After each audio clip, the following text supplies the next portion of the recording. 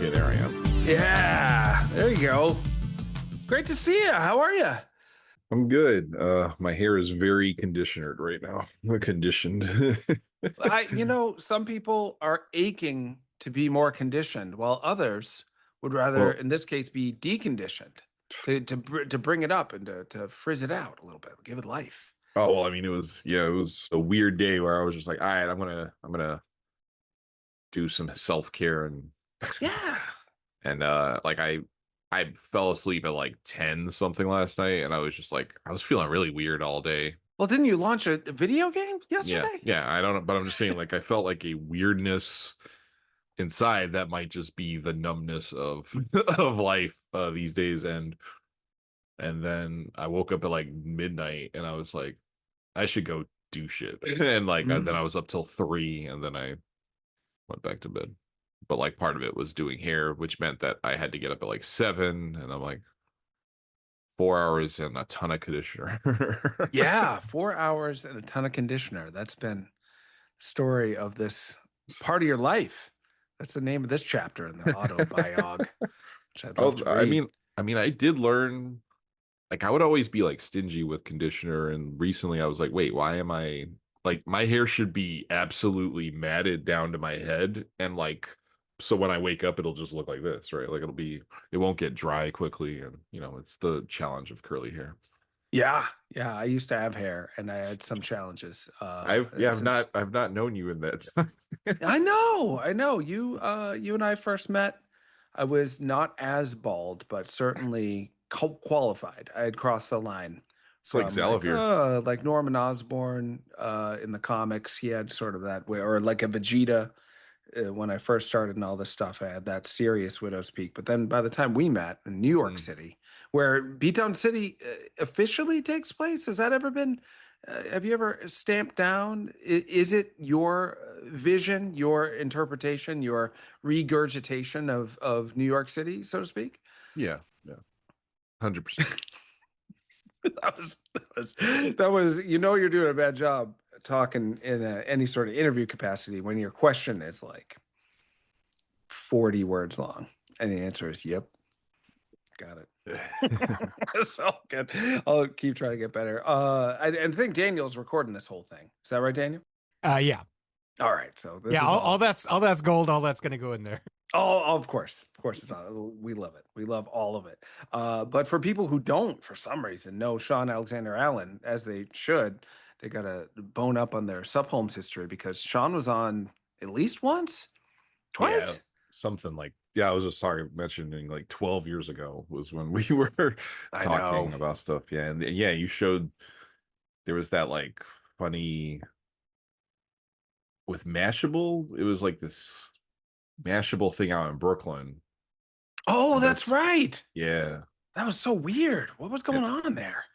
That yeah, was I don't know. cool. You had like some games and you're like, oh, you want to show your game here? I was like, yeah, that sounds good. And there was like a cat outside. I still have like videos of that cat, like that was like on its back that was rolling around. Like the fact that the one nice thing about the cloud with phones is that like I didn't realize I had all this stuff backed up, so I can go back to 2012 and just be like, oh, I actually have all these photos available to me, which is pretty cool. Yeah, yeah. The best thing about all of reality slowly just getting taken over by technology and slowly working its way into our brains even is that we can look at old pictures. I love it. And, that was one of those days where I didn't know what I was doing. Part of it was like, are you going to go all the way to New York City? What's all this about? And it ends up being one of those like seminal memory days where now that I'm in a different place in the industry and the whole industry has changed, I feel like events like that don't really happen, or if they do, I don't know about them. Everything's different, and I'm so glad I got to be a part of it and to meet you there. And I remember driving you and Manny. Was it Manny? Yeah, man.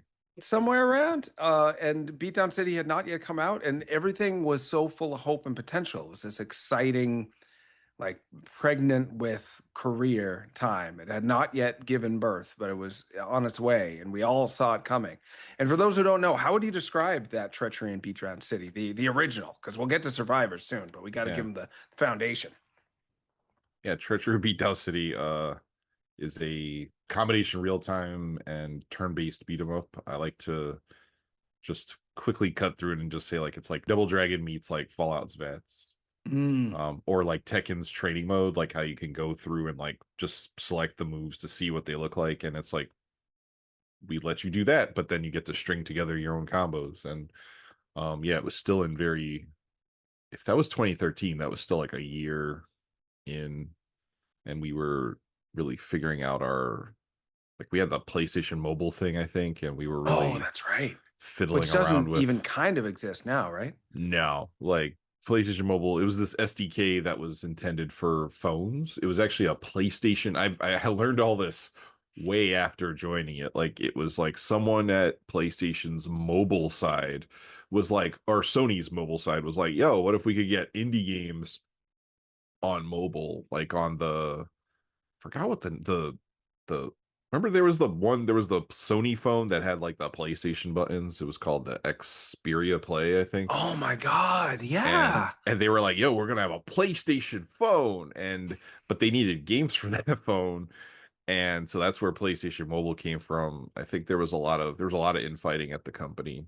Mm-hmm. Um no one really wanted to own it, but PlayStation had to own it because it was given to them, but it was also PlayStation, but then for phones. And then there was Vita support, but it was actually really bad.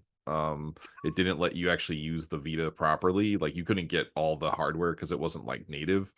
And it was Uh, all internal. Like or in theory, they all worked for the same company, but because of the infighting and the lack of collaboration. well, it's because yeah, it was like a mobile side, Sony Mobile being like, "Hey guys, go find this thing," and then other people being like, "Well, I don't want to be in charge of this." And I learned all this way later. So when the whole program got canceled, then we had to kind of find our own way. I was like, "Oh, that makes sense." Thankfully, people were like, I had some people be very clear to me about it. So, Well, um, that doesn't always happen, but you have a way of connecting with the real ones of the industry. Like when you talk to me about people you like in the industry, and there's people you don't like, but I've never found you to dwell on that. You'll be frustrated with certain things that happened. You were very frustrated when I told you about that Double Dragon game that was in the works years ago. You were like, "Why am I not making that game? oh, That's my game." And I was like, "You've got a point. that was Why are you not making that game?" But it's hard yep, to, and for just between you and I, though, that game is done well. I know, Everything I've heard I from feel the like yeah. developer is like, I'm never making another game from somebody else's license again. Like it Mm. is torture. So you dodged a bullet in a way, and also you should make the next Double Dragon game too. And somehow it'll not be torture because with you behind the wheel, everything's gonna go okay. I'm I'm sad that I'm really actually pushing. I was pushing. I need to get back to pushing. Yoshihisa Kishimoto, the designer of Double Dragon, like the guy, right? Like who birthed the beat 'em ups because and like Renegade and everything. Like he died. Yeah, Like I and know. It's so and terrible. it was this year, and I'm like, okay, so I know y'all really like went to town for my man who like did Call of Duty, but you know what was more important than Call of Duty? Like Double Dragon was more Yeah. important than Call of Duty. It birthed it turned it made Street Fighter 2, it made like this industry, right? Like Yeah. because like literally Final Fight was called like Street Fighter 87 or I don't know, it was called Street Fighter something Yeah, at one that's right. point, Something like and that. because they were like, oh, what if we make this? And so like beat 'em ups were just so important. And then it turned into fighting games. You could argue that competitive FPSs wouldn't be where they're at without all the work going into competitive fighting games. Which is always funny because fighting games have to fight for every like scrap of money, and then they're selling out to a certain degree to be just Mhm. like FPSs because fighting games were always so like grassroots. But yeah, so I'm hoping that people give Yoshihisa Kishimoto all the like legend lifetime achievement like speeches that year and bring people out. Like I don't know, because a lot of these award shows are very Western focused and they ignore the Japanese devs that when they die, especially like I remember when the guy who made Fire Pro died, the most I got into a conversation with another person in the industry because I was like, this should be a part of GDC. Like Yeah. why doesn't he get an award? Like Fire Pro is very important. But you know what's also more important than Fire Pro? He gave Suda his first job, right? Like Suda worked Mm-hmm. on Fire Pro. And so the only person I really had this conversation was with Suda, was because Sure. because ADHD me, like, I don't know, I know it happened that year, and I went and got like Super Fire Pro Wrestling 3, like, and like special, what the first two games that Suda worked on, I bought them on eBay and I brought them to him to get him to sign them. And he was Uh-huh. just like, I have not seen these games in a long time, and this is Yep. bringing a lot back for me. And I'm like, not even putting two it together that I'm asking him to sign the games by the dude that gave him the job the year he died. And Yeah. because I I silo so many different things away, but again, like it was, and I yeah, it's cool. I have these two, like, they're not rare, I think, Super Famicom games, but they're very important to me. Mm-hmm. And it's just like interesting that no one talked about this. And I'm like, Fire Pro is very important. I mean, Fire Pro led to, Treachery Beatdown City, because the whole building your characters and stuff like that. I Oh, think, yeah. Fire Pro, like, you can make characters that act like real wrestlers and whatever. We looked into that heavily, because also Fire Pro D like helped me like through the first few years of college where I was very lonely, because I just found like a Fire Pro community, and Fire Pro D on Dreamcast was $10, and I was like, what is this? And then we were all like, people were modding the game. I don't know, it focused me in a way and gave me a community um that proves you don't actually have to go alt right. You could go just into Fire Pro Wrestling. It's almost like shipbuilding, right? Like, and it's funny because I saw somebody say that you could actually turn alt right women by just giving them a hobby. Mm. And I'm like, yeah, just give everyone Fire Pro. Be like, yo, you want to sim? You want to recreate Ric Flair? You want to recreate? Do you want to figure out how to make the best Brock Lesnar edit because he's not in the game? Um, and so, but then there's a lot of points and there's a lot of special skills that you can give all these things. So like the sneaky types, they all the and the brawlers and all of them were driven by like behavior based on their health. Like the sneaky types are more likely to be avoidant and do dirt attacks or spitting or whatever when they're high in health, because they're trying to avoid losing health. But when they Ah. lose health, then they become more likely to try to punch you. So they become a Mm-hmm. little bit more dangerous, because like they're going to actually try to hit you now. And like, so it's actually, and that was what happened in a lot of the fights, was like you'd see that where someone would go for like a big move against the sneaky type at the end of their health, and the sneaky type, because their counter would go up a little bit, they would counter, and then the person, because they were had hubris, would be like, oh, I only have like 10 HP left, but I'm just going to get rid of this guy, and they would counter him and win, and then the person would lose. And I'm just like, you start laughing because you're like, you don't expect this to happen. And that's kind of the thing, like Fire Pro is built on not being able to expect what's going to happen, like enemies. There was also a lot of auto countering in Fire Pro. Like, if you started a match like just straight up and you made like your Stone Cold Steve Austin edit with the stunner and everything, because there are no meters in that game, you could do any move at any time. But Mm. there were these numbers behind the scenes that said if you tried to do the square plus X move at a high health person, that person had like 90% chance or 99% chance to just reverse it. Mm-hmm. But there was this shortfall where you could potentially hit them with that stunner immediately, and then the character would have like these things where they'd have a critical attack thing where that was a certain percentage, where the criticals meant there was no coming back. The person was just dead, right? They're on the Mm. ground like laying there, and the ref goes up to them and they like look at them and they're like, no, it's over, right? You don't have to pin them, nothing. And so there is this chance of playing Fire Pro where you walk up as like Stone Cold, you just try the stunner immediately, and it completely works. The match is over in 5 seconds, which is what happens in wrestling sometimes, right? Like, and you're like, Mm-hmm. wow, that was really exciting. Or the time where I had like my Chris Jericho edit versus Goldberg, and I put Goldberg in the Lion Tamer, and it did the critical thing, and Goldberg just fell out, and it was just like, wow, this is crazy, because otherwise Goldberg would just run over Chris Jericho like Goldberg does IRL, right? Like, Yeah. because even though it's like written and it's like booking, the game still functioned like wrestling Yep. through stats. So then we wanted to make a game where the enemies function in a way where, yeah, it's not like a standard beat 'em up where people just try to do stuff. Although there is a lot of stuff about circling you and all that stuff too. So we looked into kind of all that. Like we looked into Double Dragon 1, and if you look at Double Dragon 1 on the Nintendo, if you just walk in, two guys walk on from the right.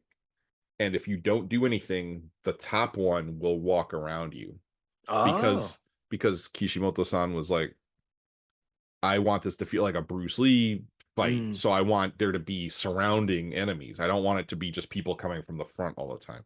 Mm-hmm. And if you looked at Renegade, there was the whole grabbing from behind and stuff, which wasn't in Double Dragon until later, or the arcade one. I don't know. But if you don't, and if you try to engage one, the other one still then will go around because they're always trying to go around. So like the Punk character, CT Punk, one of the first things we were figuring out was how do we give him that behavior? Like how do we give him this avoidant going around behavior? And that took a while to figure out via Game Maker, then PlayStation Mobile, which was Franken Unity. I don't know. It was like Bizarro Unity. It was like everything. It was like everything in Unity except upside down. Like, Wow. And like you were literally, yeah. coding all this on your own? Did you get some help? I was working with Manny. Manny was the Yeah. coder. Yeah, Manny, did Manny do graphics too? I did all the art. Like I did all Oh, the art. Yeah. all this So time I heard that wrong in that car like 14 years ago. So all this time I thought, was Manny making little Bruce there and little Brad? no, Because he looks kind of like Manny looks like a little Brad. A little bit. And I mean that that's was a compliment. joke. No, that was a funny thing we talked about. Yeah. For Um. people who don't know, Lisa is the main Yeah. character of the first Treachery in Beatdown City.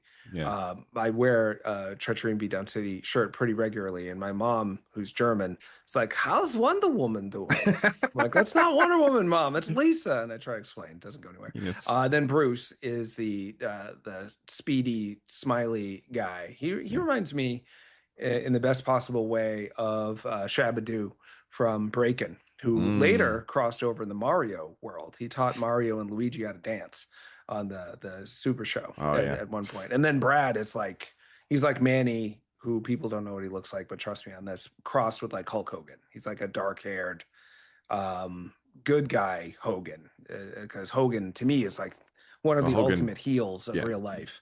Yeah, But yeah. He's but Brad, good guy. more yeah, a lot of focus on like Lisa was designed by my ex-wife, and who we're still on good terms. And looks like a I don't know, like definitely looks a bit like her, as also a dark-skinned Puerto Rican woman. Sure. And then Bruce is very heavily conceptually based on a former coworker of mine named Bruce. Oh, I didn't know that. But he was based on kind of a few people. But Bruce was also Jamaican. Bruce one time at EB Games like did a dragon kick running through the store, and would talk about how he had this like famous, there was this like scene in Angbak where they like fight in like a, was it the Angbak or it was one of those movies because we were all watching this back in the early 2000s, right? Where Oh, sure. and like with like Tony Jaa and everything, where there was the fight where they were in like this wet room and there was like a dude doing capoeira against like the kickboxer. And Oh, yeah. This is coming back to me. Real dark, real wet. yeah, exactly. It was really cool. And Bruce said that guy was like his mentor. And I'm like, I don't 100% believe a lot of what you tell me, but that's why we made Bruce be capoeira and Jeet Kune Do. And then we informed more other things like another one of my friends who's also Jamaican has Chinese background, so we were Mm. like, well, and to the point where my friend, who to most people just looks like a black person, like was standing around doing something one day and a Chinese guy wrote up was like, you're Chinese, right? And he's like, how did you know? He's like, just knowing, because there is a lot of Chinese heritage in Jamaica. Oh, sure. And so, and I thought that would be actually a kind of a funny thing to be like, oh well, Bruce is a weeb, but also he is also Asian. So Right. like, but so he actually gets better claim to the being a weeb than other people, to the point where we have a cutscene where there's kind of a weeb off. with like that guy Dan, like who's kind of like the guy in the pink polo who is like the white guy weeb. Right. And then Brad's very the look of him is very like a bunch of dudes like Bradshaw from like the APA, because we also have like, we also have Farouk and as the halal guy, and then I forgot. There's a few wrestlers. Like I know one of Suda's favorite wrestlers. He also looks a lot like Brad. Although when Suda first saw him, he was like, "Is that like Jake the Snake?" Oh, I could see And that. yeah, I could because see that. and I'm like, it's the simple art, but yeah, like he's more supposed to, yeah, like hulking big guy, older guy wrestler, um, undocumented, from Mexico. Oh, Also, I don't know if I realized that. yeah, it gets mentioned occasionally. And in the game, there's a part where when you interact with the mayor, and he says, "Speaking of illegal" or something, he's like, "So how's the family, Brad?" or something like that. And Oh, he just goes right, like, right, right, right. and Brad's like doesn't say anything because I don't know. We have a lot of weird like undertones, and some people pick up on it super heavy, and some people don't. And I was just like, well, I'm not going to stop and just have Brad go off and be like, as an undocumented person from blah, like it's not Metal Gear, although the end of our game got into very Metal Gear territory. And then yeah, like the ending of Treachery Beatdown City, even though it's a turn-based, blah blah blah, there's a massive nuclear explosion in the lower half of our Manhattan, which we just call like the city's East Fulton. Mm, Um, I think I was trying to avoid New York stuff. I was, there was a little bit of me following kind of my Rockstar roots, like mhm. they made Liberty City, and I was wondering if that was the thing to do, right? Like if you're making a video game and you want to avoid fallout from the law or something, like be like, okay, well that's my version of New Oh, York or whatever. that's true. That's true. And so then, we made a bunch of brands, we did all these things, right? But it's like you go to Soho, you go to City Hall, you go to all these places. But yeah, at the end of the game, there's a nuclear explosion. That And so when we were making Beatdown City Survivors, I was kind of like, well, I got a lot of art, and I was like, we could make a Survivors like at least prototype it very quickly through with all this art. I had moved out of New York at that point, and every time it rains nowadays in New York, it's like the worst rain ever. And I was watching like rain pour out of the walls, like holes in the walls, and whole train stations getting flooded. And I'm like, that's weird that the train stations that's like 30 feet below ground is flooded to the point where it's flooded above ground and you can't even enter. Like Yeah. that's and that there was actual toxic waste coming out of the ground. And I was like, what if we did a thing where there was fluids and like interacting fluids, and it's actually kind of hilarious because like Treachery Beatdown City is such a very narrative, very specific progression and everything. And to the point where I was in a talk with Warren Spector a long time ago, and he was like, and it was like about how fire should be fire, water should be water, very about immersive sim stuff, right? And I Mm. was very sitting there like, I like my narrative driven doors, right? Like my doors that don't always act like doors or this and that. And I was like, what's this guy talking about? And then for Beatdown City Survivors, I was like, what if fire always worked like fire? And I was like, yo, you're right, bro. Like what? I was like, all right, let me go in the complete opposite of what I wanted to do. And I think also inspired by Catacomb Kids, which my homie Tyreek, who is blowing up with UFO 50 and did that game Catacomb Kids, which is a roguelike 2D platformer with like you could heat up a rock, throw it in water. It actually helped the game go over on Kickstarter because they showed this video of all the things you could do with a rock, and Trying people to loved remember when that. that came out. When was that Catacomb Kids again? It was like 20. It was the Kickstarter was 2014. Wild. Man. And because I remember he was also on a panel called like crowdfunding as a relative unknown or something that Mm. Brendan Sheffield ran. That um I think that's around the time it was like 2013, 2014 where we met. And the game's still in development, like it's still early access for like a decade, but it's actually like really complete, but he just won't put it into 1.0. But It's so hard when you've yeah. been working on it for so long, and it's you kind of structure your life around it, and you never get sick of working on it. But then, as a result, nobody else really gets to have it. And it felt like you had some of that with Beatdown City for a little bit. The Beatdown City development was Oh, with not Treachery and short. Beatdown City. Yeah. I mean, Yeah, that was a yeah, it was a decade of my life. I Like thought it was. I thought it was. I want to probably try more. to. I'm gonna try Actually, to. no, it was definitely more because then I did Was it the more? update. I did the Oh, update that's right. in 2023, which tripled the game size because that's what's wrong with me. But I forgot that it was that much bigger, and that the original release of the game was.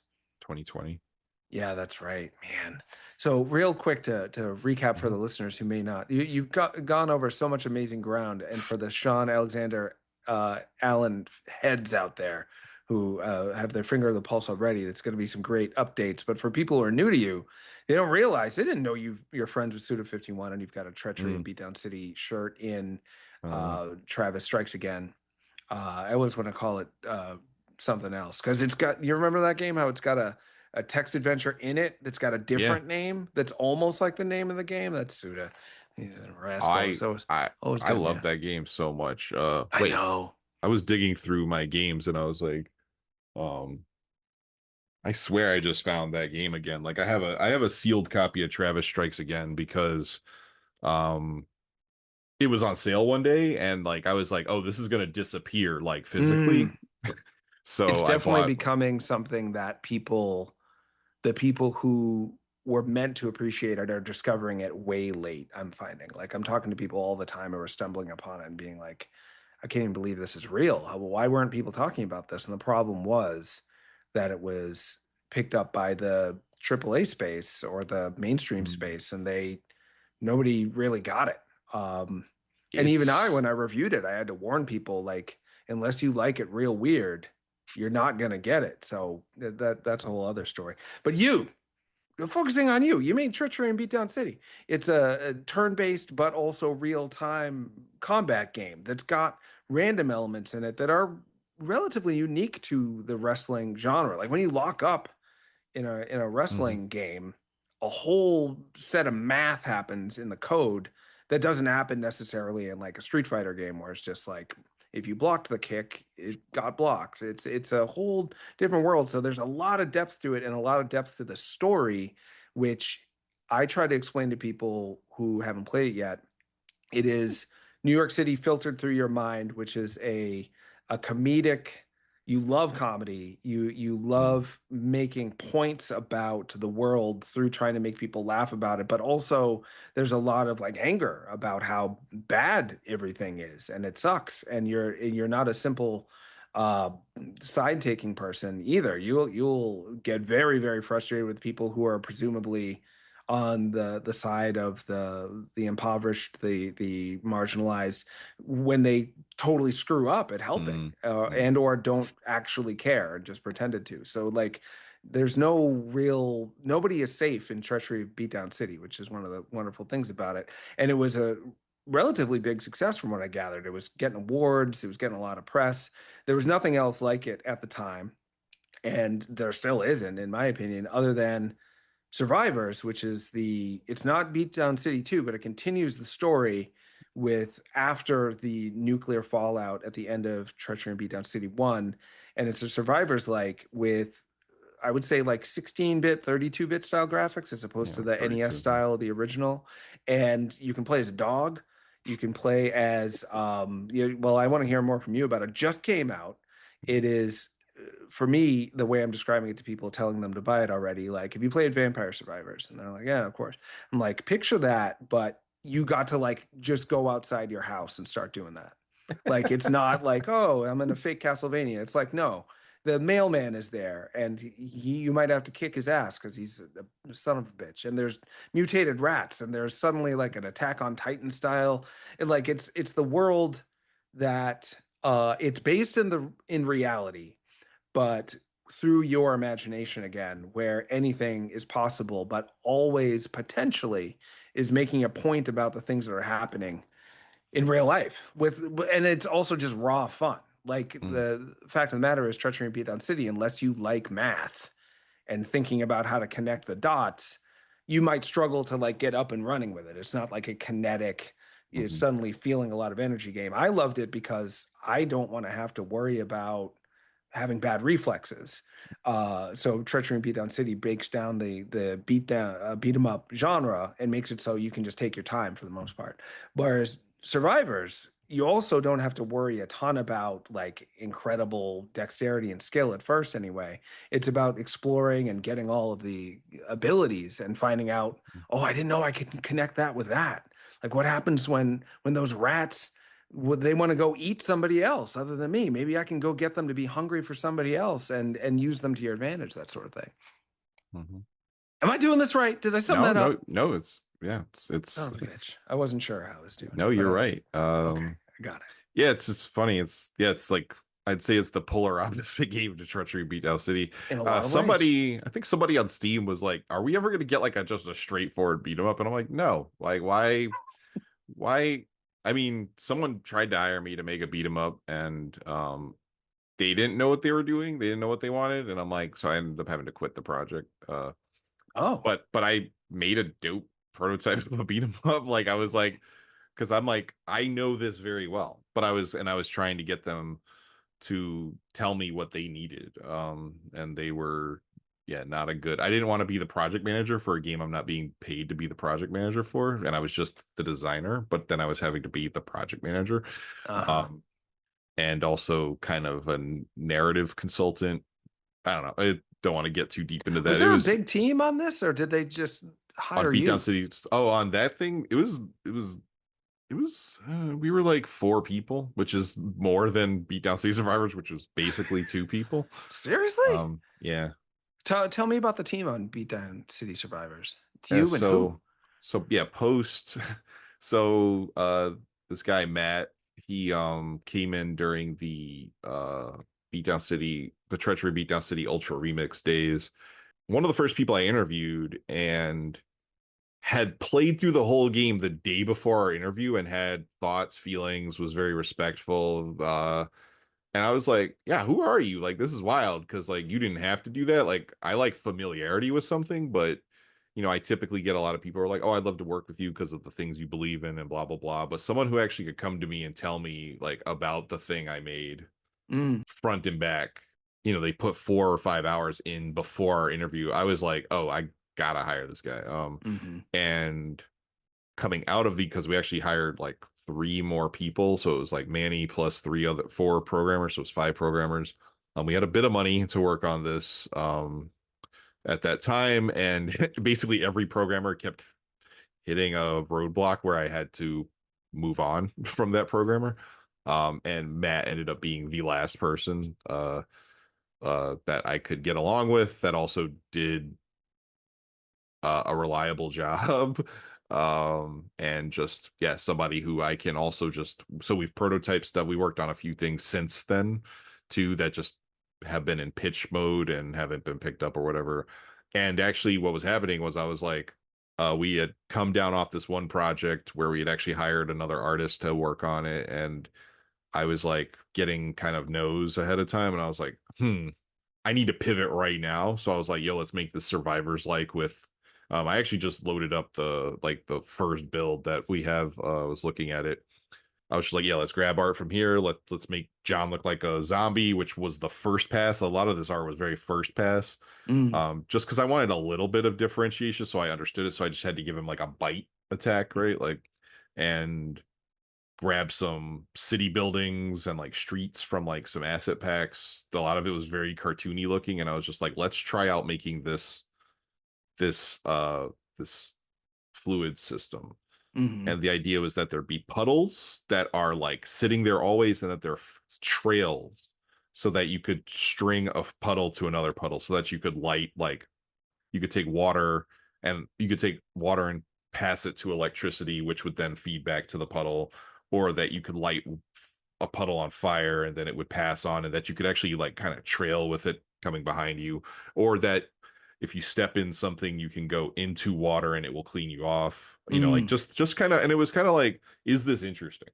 And a big thing was like toxic waste, right? Like, and then could toxic waste power up enemies, but also hurt you? And then so that if you then get enemies walking through water that will also power them down, right? It'll remove the toxicity from them. And yeah, and then there was a lot of like, well, who are the so I kind of just came up with this little story, and it was very inspired by the pandemic and by the infrastructure of the city, and seeing all the videos of like the train stations that are flooded, but the other train stations just have cops on their phones all the time. And Mm. I mean, and that was even true for me when I was living there, right? Like they're kind of there for no reason.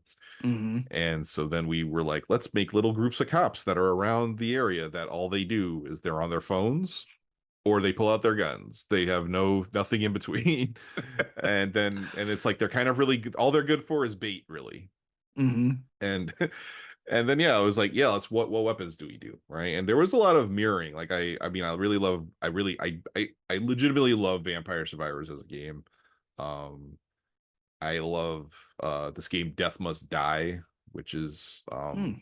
a it's more of like a hack and slash. It actually has like everyone has like a slashing or like a arrow thing on top of. They actually kind of don't get like weapons per se. They get like powers, Huh. and they get like you can summon a wolf or get like ghost things that fly around or trail behind you with elements, except nothing interacts with the environment. And these were the things that I was like, no, if you have a fire trail behind you, that fire trail should burn things. Like, again, it was me going hardcore into that. Like every time we had a discussion, we were like, is this an edge case? And I was like, no, we need to avoid as many edge cases as possible. I want this to be like but yeah, so to get back to your question, me and Matt and I we sat down, we did a 3-month prototype, and then started pitching that around because I was like, I'm running out of money, so this thing either has to hit or I don't know what I'm gonna do. Mm. And then Xbox has this developer acceleration program. Don't know if they have it right now. I haven't heard because I know there's a lot of stuff going on at the company. But they were like, yeah, we'll give you money to make a game. Like, and it was around what I was looking for, which is still not at like reasonable level where I don't have to work 12 hours a day. It's just because also this game took a year and 9 months total, which is Mm. not much time. Mm-hmm. And again, like I could not have made that with someone that didn't have as much dexterity as Matt does. Again, like we've made prototypes, we've done this, we've done that. Yeah, and the fact that we were able to get and I'm trying to actually tell people because I help run a nonprofit, Black Voice in Gaming, and I tell people, and I've been on a little speaking kick where I'm like, look, if you're gonna make a demo, make it as tight as possible because we made a game that like it went from being cartoony graphics, like cartoony random graphics, to very tight dystopian stuff with like lighting and stuff. Because I was like, oh, let's put lighting in there, let's put glow in there because this Mm. will make it feel not, because pixel art is cheap, right? People look at it as like not Mm. valuable. And I was like, well, I want to make a game. In my heart of hearts, I was chasing a little bit of that like really expensive looking 2.5D style where the water looks like all glossy and reflects everything. But again, I still had to be realistic. So I was like, okay, well, I think glow on stuff. Mm-hmm. And then Matt put the glow on and it looked beautiful. And I was like, oh, you tweaked it. We did some color tweaking. We just did a lot of really cool post processing. So then everything just came to like it just looked like I don't know, just like something you hadn't seen before because it Mm. had and then I went through and I redid a lot of the art. Like a lot of people are like, "Oh, you just had this art before." And I'm like, if you look at all the characters, they have big heads. Like they have big NBA Jam style heads because we actually used a lot of the cutscene art, had to reshrink it, recolor it all, and Ah. then make sure that it all but like Lisa's got like a gleam on her arms, right? Like I made sure people had more color depth, more detail, more certain characters. Like I had to like throw out the move sets that I had for certain people because like Brad, I wanted him to look more, I don't know, less flat or I don't know, something. So there was a lot of work to get these people to look kind of like these solid characters. Yeah, me and Matt we launched the game and we're working on some weird bugs that we're dealing with right Oh, now. sure. But I'd say a benefit is just we don't have a personal relationship really. I mean, like we talk and that's Mm-hmm. important to me, but like we were never friends before. Mm-hmm. And Mm-hmm. so it's actually been kind of nice, like just from like we grew as like working together and the understanding is like, if we don't work well together, then we don't work well together, which is a little hard when you start with a friend Yeah, of and you course. work together, because like when you realize you don't work well together, which is definitely something that held up Treachery Beatdown City for a very long time, was interpersonal disputes. I've talked about this a lot, where one day I had to just honestly swallow a lot of my own pride and just apologize and say, like, look, we can't move forward if we keep acting like this. Like, you've been bad to me, I've been bad to you. Mm-hmm. We both have to drop it, like, Mm. or we have to accept it and accept each other's apologies, or else this game is never going to come out. Because like, if there's bad blood, any relationship, if there's too much bad blood, it just ends. Yeah. And yeah, and it's funny because Treachery Beatdown City was a pandemic game, right? Like, it came out in the end of March of 2020. It did okay. We were mostly profitable, I think. We got written up in the LA Times, which is what's framed up there. Oh, cool.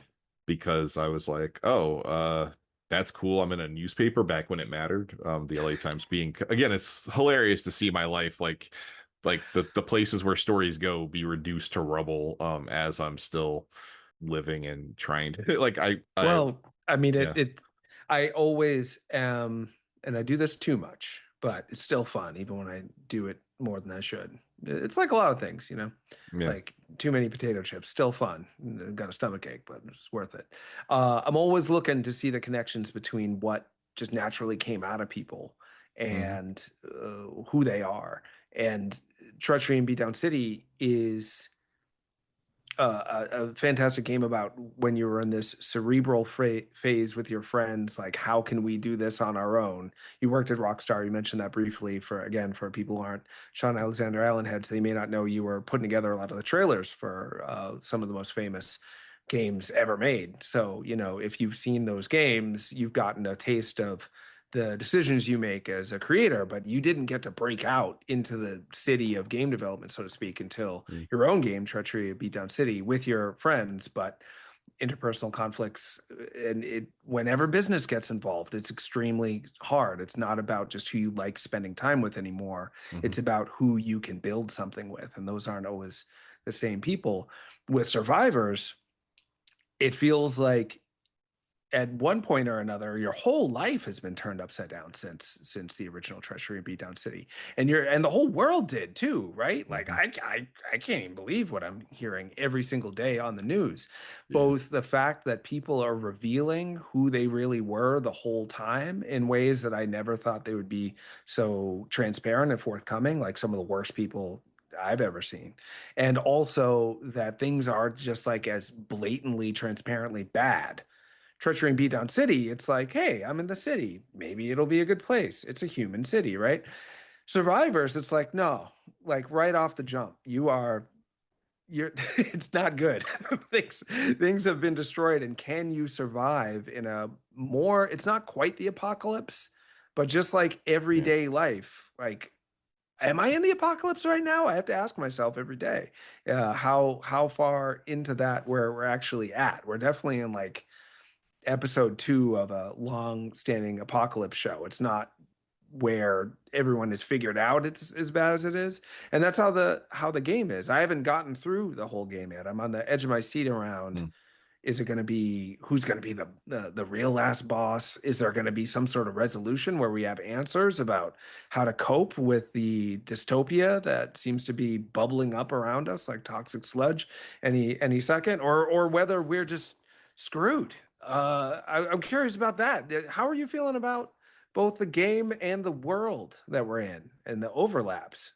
So you've seen because we added the intro way after we did the demo. Like, did you see the intro Yes, with I'm the blanking. mayor? Well, you also, when we were hanging around with Suda 51 at Oh yeah, yeah. Mhm. you told me, oh man, how did you put it? I can't remember. It was so good. I know gold was involved. Anyway, I'm sorry.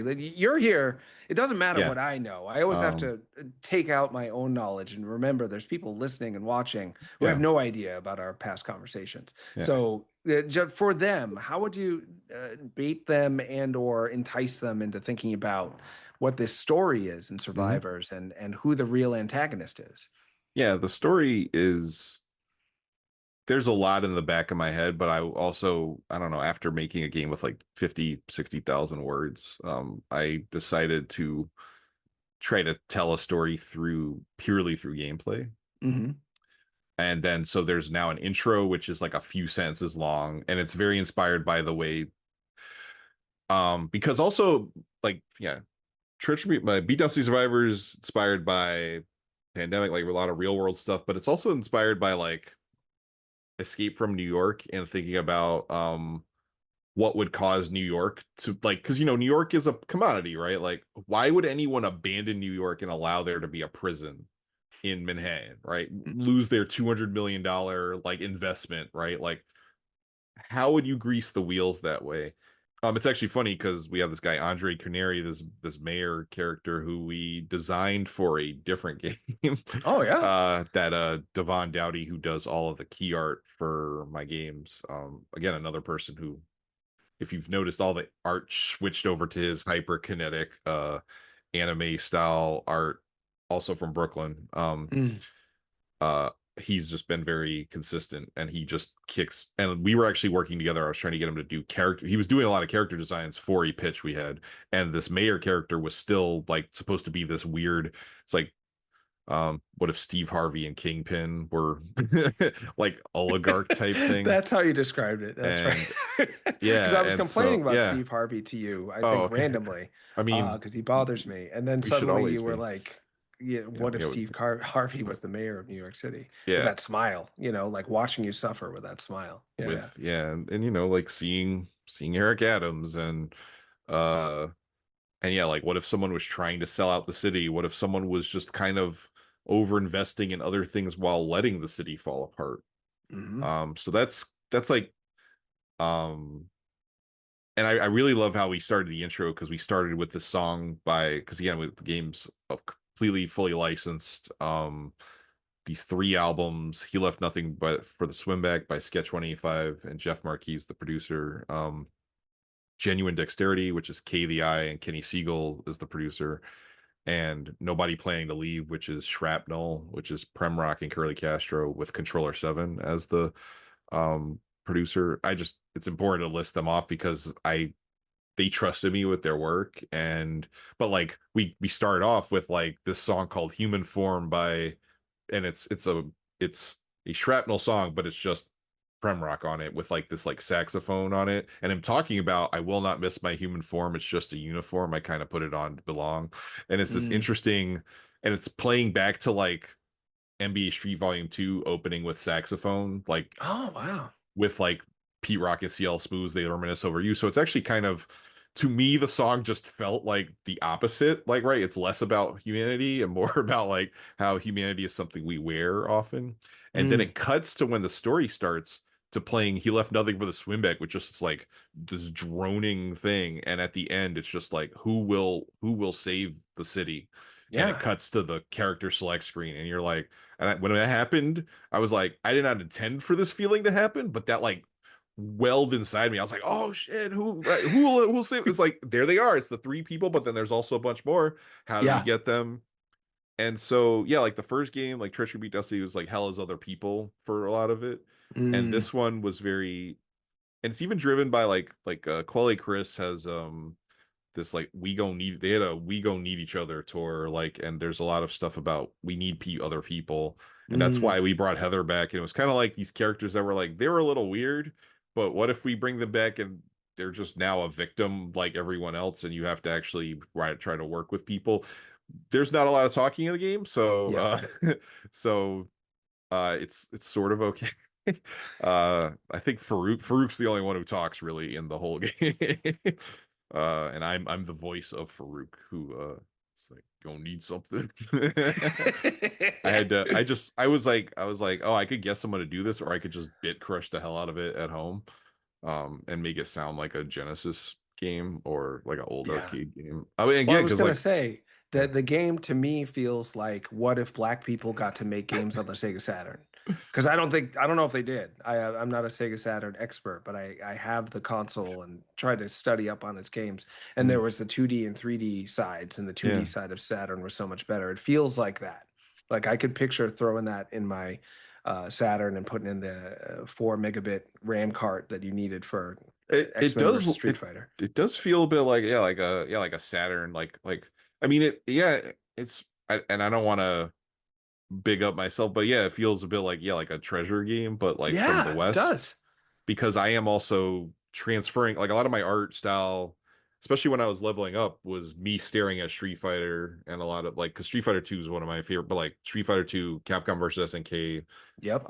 like looking at like classic art because those are the games that like that's the best pixel art on the planet. Like Capcom versus SNK 2 is amazing because it was like Capcom artists who might have had to have left SNK coming to Mm. Capcom, now having Hmm. to re-envision half of a cast as Yeah. like not the traditional KOF style for decades, but like looking at and we looked at a lot of like character frames and stuff because they have all the also KOF just has so many character styles and like way of dress and Yeah. stuff like that, like the fashion.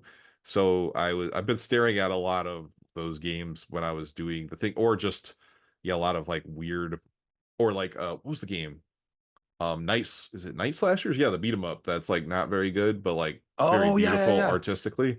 With Because the we there's a guy who's just a giant cyborg American flag Oh with yeah, like yeah, long yeah, blonde yeah. hair. Yep, Yeah, yeah. yep.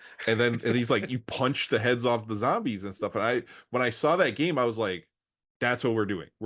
Our game's got to be like fantasy violence, but like hyper violent, like Yeah. where like like John's head falls off and like the giant roaches just collapse into themselves and explode into green blood and like Gloopy Yang melts into the ground and Yeah, it's got a real like green slime is back. It feels like trauma is back in a way, in some of the undercurrent of the feel of the game, also and that the sig- thing I'm just saying like because like Escape from New York, but like John yep. Carpenter is like really important to this game, like Escape from New York, The Thing, and Big Trouble in Little China, Hmm. and also like Dead Rising, super important because of the whole Oh, sandboxy sure. stuff. Again, it's Yep. like super interesting this because again, it is my city. Mm. And I was just like, yeah, what if we made like this wild, 32-bit style? Because I was like, because we kind of went up a little bit in art, and I was like, no, I need to re-envision so much of this because it's not making me happy. Like the zombies Mm. can't just have white shirts; they gotta have like stained shirts, and Hmm. they Hmm. have to have their feet coming out of their shoes and their heads exposed. But you And had to do the bulk of that. oh, it's all the character art is me. Like we used a Jesus. lot of asset packs for a lot of special effects specifically. Sure. Some of the buildings like we like kind of re-envisioned. We're like, oh, we're gonna take this bit, we're gonna shrink it down, we're gonna do this. Because I had to cut out a lot of stuff I didn't want. And there everyone's listed in our credits, every asset pack that we use, because I think a lot about this game as the most like what if hip hop made video games? Mm-hmm. Because like literally we took our stuff, we pitched it. It wasn't a pitch shift, we had to remake the art and stuff, but the concept was there, and then but like putting together these assets to make something that feels completely different, putting on lighting, putting on just like the post processing, doing the liquid effects. um I had to like I found cars, and then I was like, oh well, but there's no like New York City taxis out there that you could just find, so I have to like now make them look like New York City taxis, or Mm-hmm. there's Mm-hmm. subway trash cans. Like we're straight up just like looking at the art, crushing it down, and being like, how do we transition this into something readable for Yep. people? And it's like there's a bit of reality going on, like even sometimes like a photo reference is in there, but like crunched to a point of which is like a lot of sample references where it's Yeah, I was gonna say. like where you make a sample to the point where nobody knows where it came from except you, and you're like Mm-hmm. and like if you knew what this sounded like for real, you'd be like, oh yeah, okay, that's 100% that. And um something that like I've been hanging out with these guys on like the guys that are in the game, going to a lot of shows, and sometimes they'll open up their song, like they'll open up their beat a little bit, so you'll hear the things that aren't cut down into the game into the song. Ah. And I remember one time the rapper on stage was just like, "Oh, you're giving people a treat who want to know what the actual sample is because you can't tell when it's truncated like this."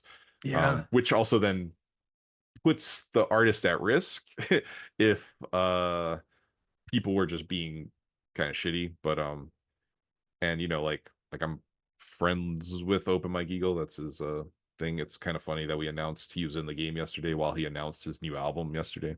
Um Perfect. and he was streaming it on Twitch yesterday and having a great time. And he hates roguelikes, so he likes that game. And he said because it was the atmosphere. And I'm like, yeah, this game sounds like, again, because Open Mike Eagle's from like the hood of Chicago, right? Like moves to the hood of LA and talks a lot about this on his work. And I'm like, of course you're gonna like this. Again, Mm. like me, like I like the city no matter how upsetting. And I mean either you leave or you stay forever, right? Like Hmm. because I was living in the suburbs of Georgia for a while and I could not do it, and now I live in a city just outside of Chicago. Oh, okay. And it's perfect because it's still city. Like it's still like I'm still on the same line to get into. I'm still on the CTA to get into the city. Like Chicago's like right there. But Cook County's huge and it goes into really weird suburban areas still where there's nothing. But I'm like, I can walk to my barber. I can walk to and like, yeah, no matter what, I always love the city. And I started Beatdown City Survivors being very sad about the city living in a very tree heavy part of the suburbs of Atlanta, and then interacting with Atlanta by driving in here and there and like being like, oh yeah, I miss the city. And then my first time back in New York, I had a very emotional experience. And I'm ending the game feeling very like, no, I love the city. I Mm. want the city, but I don't, but no matter what my feeling about the city has changed. Like, because 2020 was one of the roughest years. Like, I know for a lot of people, but imagine that you have other people's lives on the line for you and you're the only one who leaves the place and you have to go in and go buy like groceries while simultaneously just having a cloth mask and not knowing if you're going to die Yeah. every other week and having to do 2 weeks of shopping because otherwise not being able to take the bus. But yeah, so this game is very much about the pandemic. There's actually a part where you put together a cure in the game for Oh. the zombie pandemic. There's a little bit of. It's also funny because in Treachery Beatdown City there was the MacGuffin kind of the helicopter, and there is a helicopter in this game that you have to put back together and in order to spread the cure. Oh. Yeah, that's the meat to dribble in front of them to try to Little get them to little chop down and little get to the base stuff, game. Yeah, little I base wanted to hear stuff. Yeah. about that. I'm totally out of time, unfortunately. I could talk to Mm. you all day, though. You're invited next week, anytime you want. Come back in. But I have the next thing. Yeah. They're beeping at me. Did you hear the beeps? No, I didn't hear the beeps. Oh, I'm so glad you don't have to hear those beeps, and you just don't have to live a beep-based lifestyle Oh, I where mean, I'm people are. I'm I'm looking at Discord. If you know me, notice me looking away, it's because I'm waiting to find out about like our updated Xbox build submission because we're having No kidding. Jeez, I crashes can and only whatever. Yeah. imagine. Do you want to get it over because of the Xbox connection? Is it still possible to get it on other consoles, or is it going to be Xbox and Oh no, PC? yeah, they don't care. It Great. it just costs money, right? They Sure. honestly only care for sim ship that you don't release like on PlayStation with stuff that's not on Xbox. Right. But like also putting on, as I learned, because we're coming out on PlayStation for Treachery Beat City still, but Mm. with a physical also, but that costs money, right? Like, Yep. It like all because does. we kind of put the Xbox and the PlayStation together that time, but and then we did both PC and Xbox internally. But like, if we want that, I tell people it's like 1 to 2 months of someone's time. Yep. So that's Straight. $5,000 potentially to $10,000 to get something on the Switch or the PlayStation or whatever. Our game is beefy, like Yeah, it would have to be Switch 2 for sure. And those dev kits are and they. like still nowhere as far as I know. I have Um, someone who is a porting partner who might be able to help me with that. I think So I know who it is. Do I know him? maybe I don't Has he know. got a cool name? he has a good name. I don't- There's so much I still want to talk to you about Yeah. off the record too. So I'll Yeah, yeah. I'll drop you an email as well. But yeah, I'm gonna get in big Yeah, yeah. trouble at Yeah, 3 yeah. minutes over. Sean, you're the absolute best. You just jumped in. I asked you like yesterday, and here you are. You're the best. Thanks so much for being on. And everyone, don't walk, run to download the demo, free demo Pretty on the cool. Steam. Steam.com. I think it's a .com. Store it's- steam powered. Steam powered. Yeah, it's a Yeah. commercial website. Yeah. Free demo. You have no excuse to Free not demo. be playing. You can play it for hours. Yeah. And the game's like $8 for the first 2 weeks, so it's cheap. Incredible. Yeah. Yeah. Get it down.